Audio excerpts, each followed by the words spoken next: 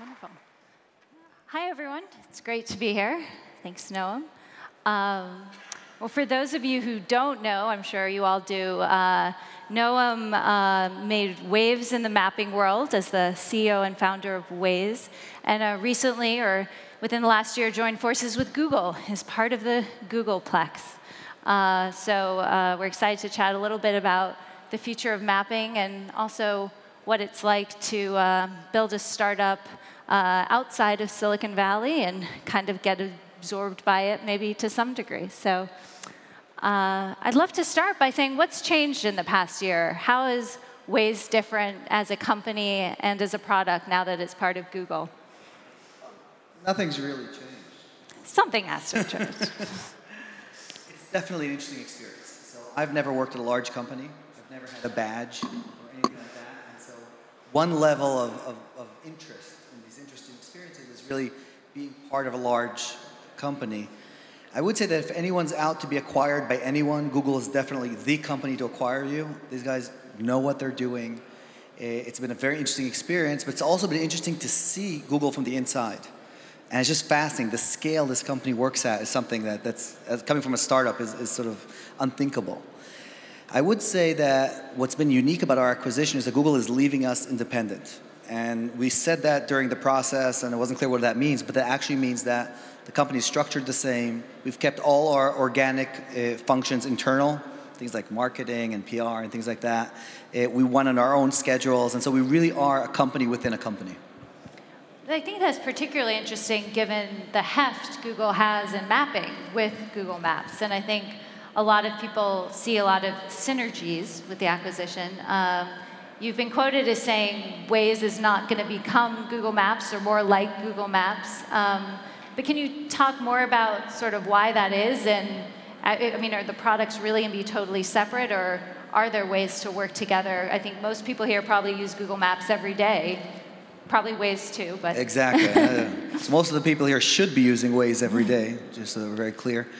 I think we're at an interesting stage in the mobile ecosystem where every phone comes with a map app. And this map app has to deliver a very horizontal experience. You need to know your transit, your driving, your walking directions, bicycle direction, all these different things. Apple has theirs, Nokia has theirs, Google has theirs. And at Waze, we've actually taken one use case, and we've gone very deep on that use case. So our use case is commuting. And when you leave your home every day, you should be turning on Waze, and we're going to try and save you 5 to 10 minutes a day. We're going to look at alternatives on the route. We're going to try to find what has changed since the last time you drove. And for this, we've built a map of our own and a real-time traffic service that's all about real-time. It's about trying to be the first ones to know in real time what's going on and to try to be actionable about it. Try to find a better route or another way to do things. And how much of that's based on, in case people don't know, it's based largely on crowdsourced data from Wazers on the road, or is that only a portion of the data? Or? No, so everything that we have has been built by users. And all the data has been collected by users, either passively or actively. And so that's the core. Now that we're part of Google, for example, our search today is Google Search, which is a little bit better than our search was before Google acquired us, slightly. Where we are sending our incidents to Google Maps. So if you open up Google Maps now, you will see Waze incidents within there. So we're trying in the back end to share information for the good of both communities, of course. But our use case is very different, and I want to say that the feeling that our app invokes in people is very different. People have an emotional connection with Waze. So commuting is your core. Do you see going beyond that? I mean, it's a huge use case in some ways, but it's also somewhat narrow. I don't commute on the road, for instance, or... Well, first of all, you should start. That's a mistake. All you people with the public transportation, you're a part of the problem. The environmentalists in the crowd should really just be going crazy right now. But, yeah. But so we're focused on this experience, but we're expanding this experience. So you're commuting somewhere means someone's expecting you, means you can notify that person that you're arriving, and as circumstances change, you can notify that person you're getting late. And I can tell you ahead of time that tomorrow, you should probably leave a little later because of traffic conditions. So there's a lot that we can take this experience. We're looking at it saving time, which translates obviously into fuel and into money and into other characteristics. But for us, it's really important to stay focused on that everyday experience. Someday we may expand, but right now we think there's a lot to do in the space we're in.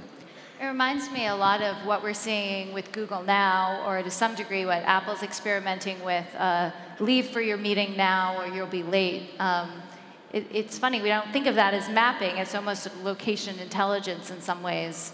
I would ask how you guys would want to continue to compete with all that interest. I mean, presumably it's building off the base and the customers, but you know, Google Now does that, and I don't think that is you guys powering it, right?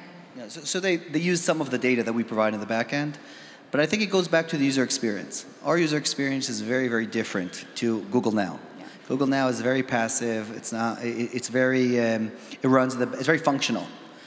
Our app is very emotional, and one of the reasons that Google acquired us is we're very, very, very different than Google on everything we do.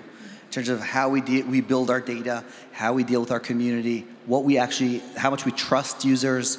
I mean, this whole thing is very different than the traditional Google, top-down, machine-powered world.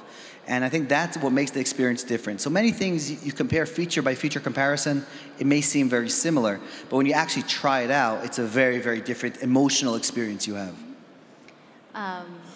Has Apple Maps posed any competition? Do you see any change in usage patterns with that big new product in the space and what's happening?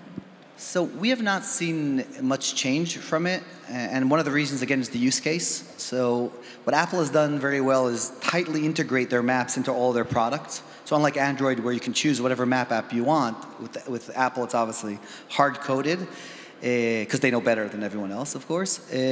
But at the same time, I think that the use case, the type of people that use Waze and for what they use it in addition to Apple Maps. And we see that on Android in addition to Google Maps. So I think it's really different use cases. So around the time of your acquisition, there were lots of rumors of other companies being interested, which I won't ask you about because you won't answer them, but Facebook among them. And I wonder what you think. There's sort of this theory that to be a big internet player, you need a mapping app, right? And Nokia has theirs. And I wonder if you think that's still true. I mean, does Facebook need to build its own maps? Does Twitter need to build its own maps? What do you think those companies' strategies should be, given the importance of location information? So I think what really makes mobile different from the traditional internet is location. So obviously location is a huge component of many different interesting services we've seen come out in mobile that could not have happened on the web. I mean, Uber is a simple example, could not have happened on the web, right? It's about location. I think whether or not you need to own your own maps really depends on how you view yourself. Do you need to own your own operating system for a mobile phone? It's a difficult question. I'm sure people have wondered on that, but it really depends on where you see yourself.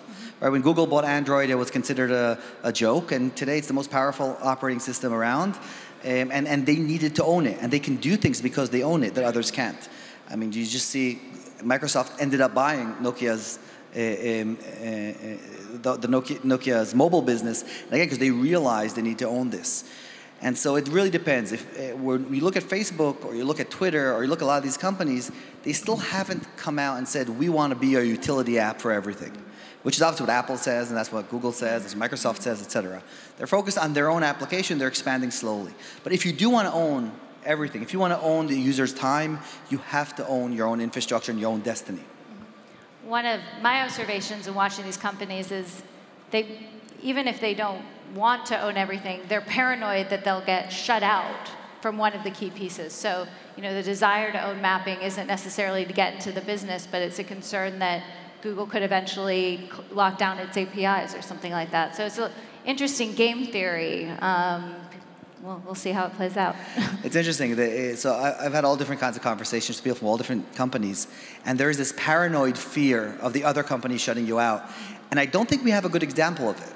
I mean, Apple gave Google a hard time in the App Store for a while, but overall, we don't really have an example. But that, as you said, that paranoid fear drives a lot of what's happening. Or shutting out, or preferencing their platform. So I think the reason Apple invested in Maps wasn't that they couldn't use the Google data, but they felt like the Google experience, Google was making the experience better on Android first. So interesting. How do you guys make money? So now we're part of Google, so that doesn't matter anymore, of course. So we've actually launched before Google acquired us in November of 2014, 12. We launched a location-based advertising platform. And that's been growing on internet pace throughout the year. It's to the point where Google has left us our own salespeople, and we're continuing to innovate on the product. We have complete independence on the advertising product as well. We're sort of at the stage, if we were still a startup, we'd be opening the champagne bottles of what happened. It's been a phenomenal year. The challenge, waited of course, longer to sell. Well, that's you're touching on a sore point, but we won't get to that. But if you look at now from the Google perspective, you've got to understand, how do you make billions of dollars? Hundreds of millions doesn't count anymore, right? How do you make billions? And that's the question that we've been tasked, right? Is this a Google scale business, or is this a nice business for a startup? And that's really what 2014 is about for us, really pushing the envelope on it. What's interesting is location-based advertising, everybody knows it's a multi-trillion-dollar potential. No one has managed to unlock it. Everyone has tried for like the last 15 years to do it. No one's managed to do it. But we're at that point where lots of things that never worked are now working because of the smartphone and the mobile environment. And we feel we have something interesting in there. But I think in general, the whole ecosystem needs to figure this out. And what better company than Google to be in when you're trying to do this? Can you tell us a bit more about the product you have? I mean, what are some of those ingredients you have that you think are getting traction? So I think one of the mistakes done on advertising and mobile in general is the whole concept of whatever works on the web is going to work on mobile. So yeah, banners work on the web, so let's do banners on mobile. And I think if you look throughout all the implementations, banners do not work on mobile. If you think about Facebook and sponsored stories, what really works about that product is the advertising is integrated into the product in a very native way. And it's they've had phenomenal success with it, but it's very different than what you'd expect. You see the same thing coming out with Twitter now. And that's what we did also. We tried to ask ourselves, okay, what can we do with our product that would actually provide value to the user? Now, you could argue how much value, how much value does a sponsored story bring, but at a certain level, the user is engaged in it.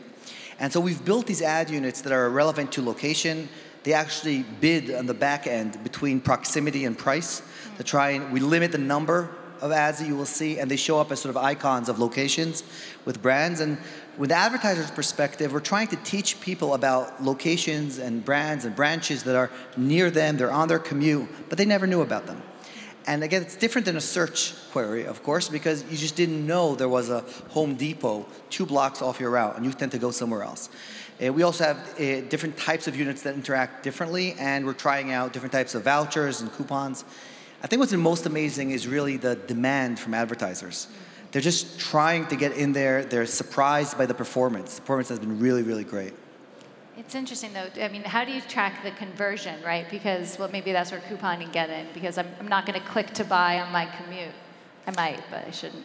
So there's a bigger issue for the whole industry, obviously, about opening up the points of sale systems, all right? And that's all the whole voucher / coupon / Groupon industry has that problem, and it's not yet done. But that, if you look at Square, if you look at other things, it will get solved as well, right? We sort of know it's going to happen, but it's definitely a problem. There's no easy solution for it. If it was easy, everyone would do it. Just love a way to go. Yep. So Waze is an Israeli-based company still. The bulk of the team is over there.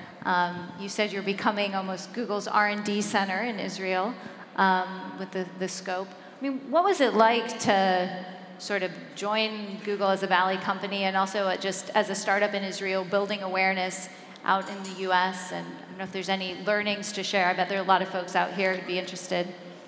So, I mean, if you look at Europe in general, and Israel likes to see itself as part of Europe. Europe doesn't always see Israel as part of Europe, but Israel likes to. There's been a deficiency, obviously, of global brands in the technology space. And I think one of the unique things that happened about Waze is we're the first time Israel has produced a global brand that's not a software / security / chip company. And that in Israel is phenomenal. I mean, just to understand, if we have a bug in Israel, it will be on the front page news that evening, right? I mean, we're so ingrained into the culture. But I think there are a lot of lessons that we're seeing that are probably the same for a lot of European companies as well, which is to understand sort of where you are in the ecosystem. So being a small country, you have to be export. Yeah, there's nothing locally for you. I think a German startup has a problem that has a very large business potentially in front of it within the market in Germany. And so there's a lot that changes there. I moved to the Bay about 3.5 years ago, and that was a key part of the evolution of the company because there's certain things that the Bay does that nowhere else in the world does better. And I think that connection is our challenge as a small country trying to build global brands. And I think if you look at Finland, look at other countries, right, we have the similar challenges. But we do see a new wave of companies, Waze one of them, Spotify, Rovio, et cetera, that are able to do it. Now it's a question of accelerating that. Great, cool. I guess one more question before our clock ticks down. But how do you think about users and privacy going forward? I mean, I think that, as you said, you've got this community that you're very mindful of. At the end of the day, you, along with many, many others, have more data than ever.